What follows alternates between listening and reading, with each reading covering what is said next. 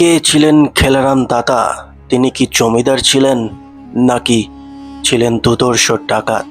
আজকে খেলারাম দাতা সম্পর্কে জানবো কোলাকোপা গ্রামের সেই রহস্যময় ইতিহাস।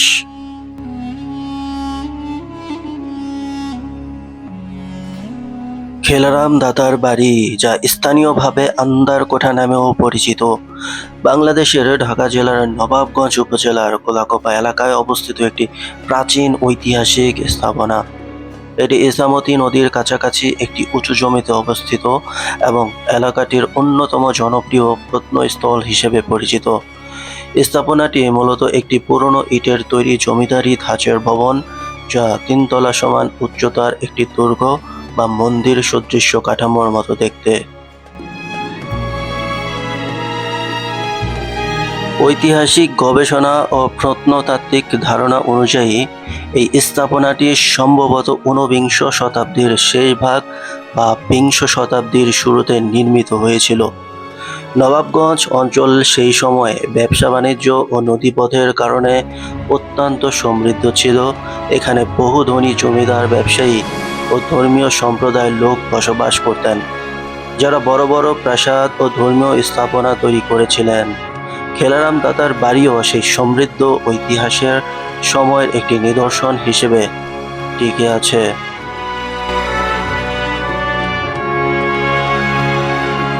এই স্থাপনাটিকে ঘিরে সবচেয়ে বেশি আলোচনা হলো এর নাম এবং মালিকানা নিয়ে। খেলারাম দত্ত নামের একজন ব্যক্তিকে কেন্দ্র করে নানা মত প্রচলিত আছে।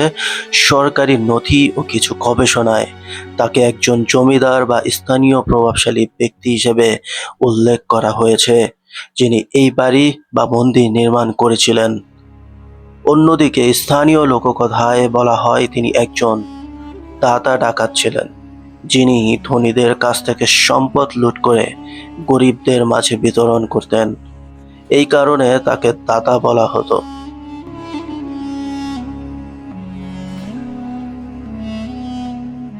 স্থাপনাটির আরেকটি রহস্যময় দিক হলো এর স্থাপত্য ও গঠন শৈলী।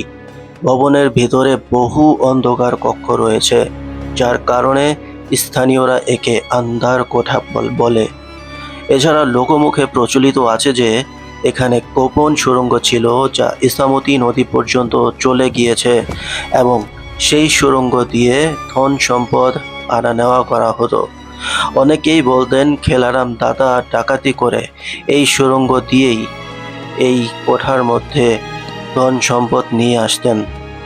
তবে এই ধরনের গল্পের কোনো বৈজ্ঞানিক বা প্রত্নতাত্ত্বিক প্রমাণ নেই, এগুলো সম্পূর্ণ লোককথা।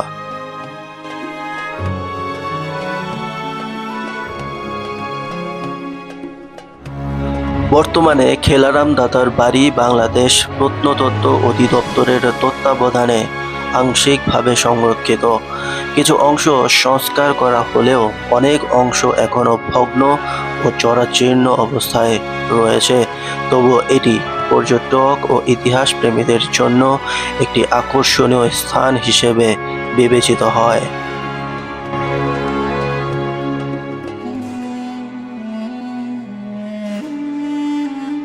নবাবগঞ্জের কোলাকোপা গ্রামে আজও এক রহস্যময় গল্প শোনা যায়। খেলারাম দত্ত নাকি ছিলেন একজন গভীর মাতৃভক্ত মানুষ। লোকমুখে বলা হয় একদিন তার মা খুব ইচ্ছা প্রকাশ করেন, তিনি খেতে চান আম আর দুধ। মায়ের ইচ্ছা পূরণ করতে খেলারাম দত্ত নাকি এমন এক আশ্চর্য কাজ করেন, তিনি একটি বড় পুকুরে নাকি আম আর দুধ দিয়ে ভরে ফেলেন। তারপর সেই পানির মতো মিশ্রণ থেকে নাকি মানুষও খেয়েছিলেন।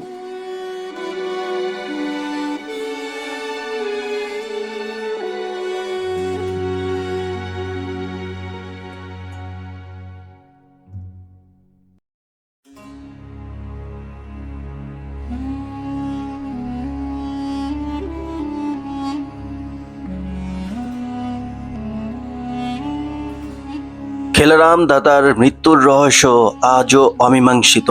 তার মৃত্যু নিয়ে নানা লোককথা প্রচলিত রয়েছে। কেউ কেউ মনে করেন খেলারাম দাতা তার আন্দার কোঠায় হারিয়ে গেছেন, আবার কেউ কেউ মনে করেন খেলারাম দাতা পুকুরে ডুবে মারা গেছেন। তবে কোনো নির্ভরযোগ্য ঐতিহাসিক দলিল নেই, তাই তার শেষ পরিণতি আজও রহস্যে ঢাকা।